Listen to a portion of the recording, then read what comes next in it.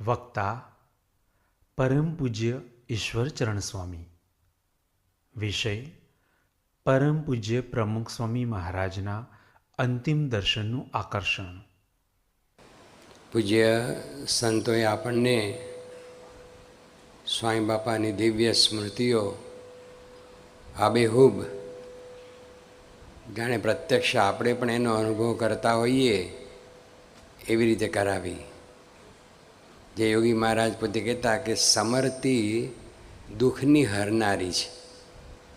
આવા મોટા પુરુષો જે આપણને સુખ આપ્યું છે એમનું આ પૃથ્વી પરનું અવતરણ એ કેવળ અને કેવળ પોતાના ભક્તજનને સુખ આપવું, ભગવાનનું સુખ, બધાને રાજી કરવા, બધાને પોતાની જે મૂર્તિ છે એ દરેકના અંતરમાં ઉતરી જાય એ રીતે અનંત સુખ બાપાએ આપણને સૌને આપ્યા છે.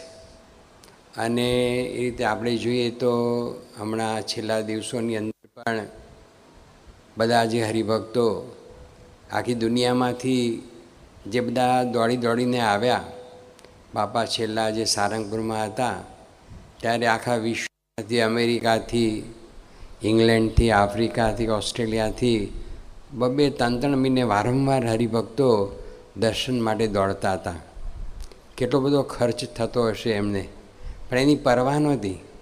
દર્શનની એટલી બધી બધા એને તાલાવેલી હતી અને ભૂખ હતી. છેલ્લે પણ આપણે જોયું તો છેલ્લા 5 દિવસની અંદર હજારો હરિભક્તો પરદેશથી આવ્યા. ટિકિટો નહોતી મળતી તો લોકો 5-5, 10-10 હજાર ડોલર ખર્ચીને પણ કોઈ અમેરિકાથી યુરોપ, ત્યાંથી પાછા દુબઈ, અબુધાબી, ત્યાંથી પાછા દિલ્હી કે મુંબઈ અને ત્યાંથી પછી અમદાવાદ, એમ કેટલું બધું એ રીતે ફરતા ફરતા એ બધા દોડી દોડીને આવ્યા છે.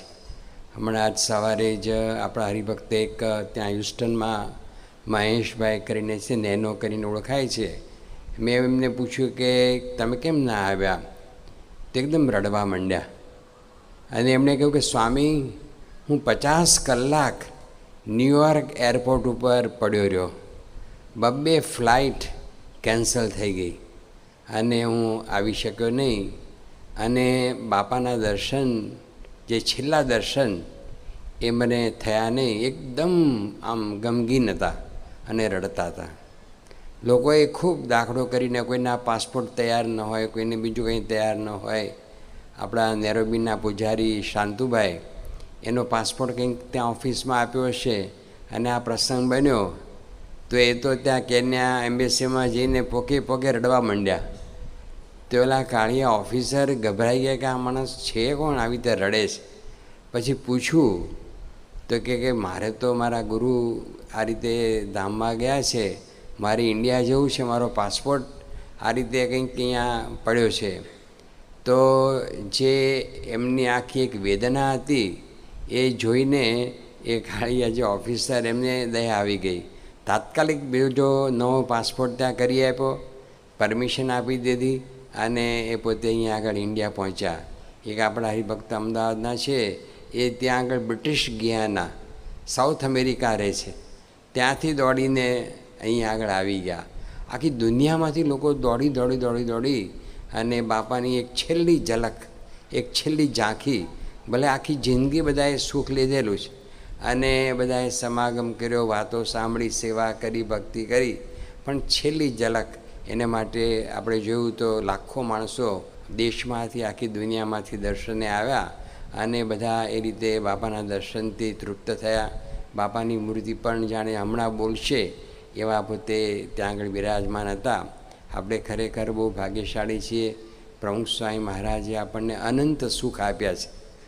તો આ એક સૂત્ર બાપાએ જે આપણને આપ્યું છે, અને સંપ સુરત ભાવને એકતા, યોગીજી મહારાજનો અર્થ કરતા કે એકતા એટલે દિવ્યતા, કોઈના અવગુણની વાત જ નહીં.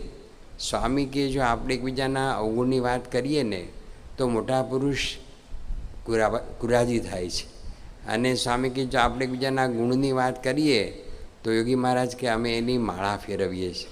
તો આ જે પ્રમુખ સ્વામી મહારાજનો દિવ્ય સંદેશ કે આપણે રીતે દાસ થઈએ, સેવક થઈએ અને સહન કરીએ. સંપ સુરતભાવ એકતાથી આ સત્સંગમાં આપણે વિશેષને વિશેષ જોડાઈએ. આજે પૂજ્ય મહંત સ્વામી મહારાજ છે તો એમના એ સ્વરૂપની અંદર પણ આપણે મન કર્મ વચને જોડાઈએ અને આ રીતે આપણો સત્સંગ જે ગુણાતીત બાગ એ અવિરત એ ચાલુ જ છે. ગુણાતાન સ્વામી જે ઠેલ માર્યો છે અને મહારાજે ગુણાતાન સ્વામીને કહ્યું કે હું ક્યાં ગયો છું, હું તો તમારામાં અખંડ રહ્યો છું. અને એ રીતે ગુણાતીત જે પુરુષ એ છે ને છે જ, ક્યારેય જતા જ નથી. આપણે એમનું સુખ એ રીતે લેવાનું છે અને એ રીતે બાપાએ જે આપણને આદેશ આપ્યો છે એ આપણે જીવનમાં મૂકીએ. અને જો આપણો આદેશ એ જે બાપાનો છે એ જો આપણે જીવનમાં મૂકીશું તો આપણને પોતાને પણ ખૂબ આ સત્સંગનો આનંદ આવશે અને આપણું જીવન જોઈ અને બીજાને પણ થશે કે ના, સ્વામિનારાયણના સત્સંગી એ ખરા. અત્યારે આ ત્યાં સારંગપુરમાં 5 દિવસ સુધી આપણા સ્વયંસેવકો 5 દિવસ સુધી લગભગ 10,000 સ્વયંસેવકો હતા. સૂતા નથી 5 દિવસ સુધી અને ખાવા પીવાની પરવા કરી નથી. અને પાર્કિંગમાં ને સભા વ્યવસ્થામાં ને દર્શન વ્યવસ્થામાં ને દિવસ રાત ખડે પગે આ સેવા કરી છે. આ જોઈને જે હમણાં વાત થઈને કે મોરારી બાપુ અને બીજા ઘણા બધા લોકો એટલા બધા તાજુબ થઈ ગયા કે આ સ્વયંસેવકોની આટલી બધી શિસ્ત અને 5 દિવસથી કોઈ ઊંઘ્યું નથી. જે હમણાં વાત કરી કે મોદી સાહેબનો ફોન આવ્યો કે તમે લોકો 3 દિવસ એ રીતે જાગ્યા છો અને કોઈ જમ્યા નથી, આ બધું છે. તો આ જે એક ભક્તિ અને બધાનો જે એક સેવક ભાવ અને બાપા પ્રત્યેની નિષ્ઠા એ જોઈને ભલભલાને સત્સંગ થઈ જાય છે, ભલભલાને ગુણ આવી જાય છે અને ભલભલાને એ રીતે બાપાનો મહિમા એ સમજાય છે. તો આપણે એમના આદેશોને અનુસરીએ અને બાપાને રાજી કરીએ જ પ્રાર્થના. સ્વામિનારાયણ ભગવાનની જય.